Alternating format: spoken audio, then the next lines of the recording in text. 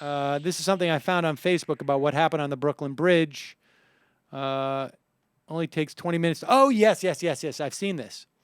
It is a picture headlined by New York Times at 6:59 p.m. on their website. They have a picture. Protesters arrested on Brooklyn Bridge by Colin Moynihan 47 minutes ago. The first sentence, after allowing them onto the bridge, the police cut off and arrested dozens of Occupy Wall Street demonstrators.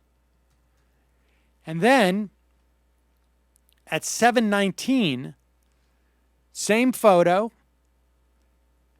different headline, which happens all the time on these papers. You should know that because they do that for SEO and they do that for... Sometimes we change titles on podcasts midway through. It just raises, you find one that works. That's not a big deal. Hundreds arrested on Brooklyn Bridge. And of course, as the evening went on, at this point, nobody even knew how many hundreds because they hadn't finished. In the end, first the reports of 200 people, then 300 people, then 700 people. But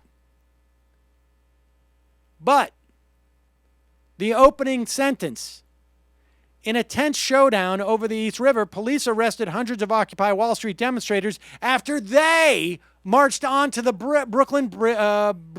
bridge's Brooklyn-bound roadway. So, as we heard from our frontline reporter, Jeff, in the earlier segment, who was in that group of people, he said, the cops were marching us down. The protesters didn't know.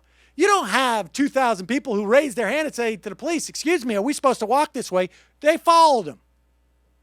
If you know that if you know that area where the entranceway to the Brooklyn Bridge, it's a one-car lane. Putting one police van in that lane to block it off would have stopped people from going down there. They would have known, oh, we're not supposed to go down there. Now, they wanted people to go on this roadway. Look, there's two explanations. There's only two.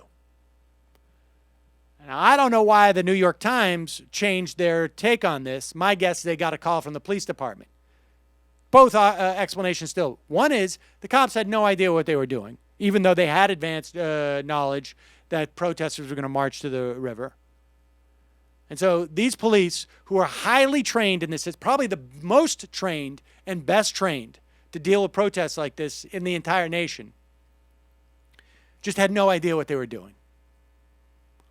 Or, two, they decided, we're not going to be able to prevent this.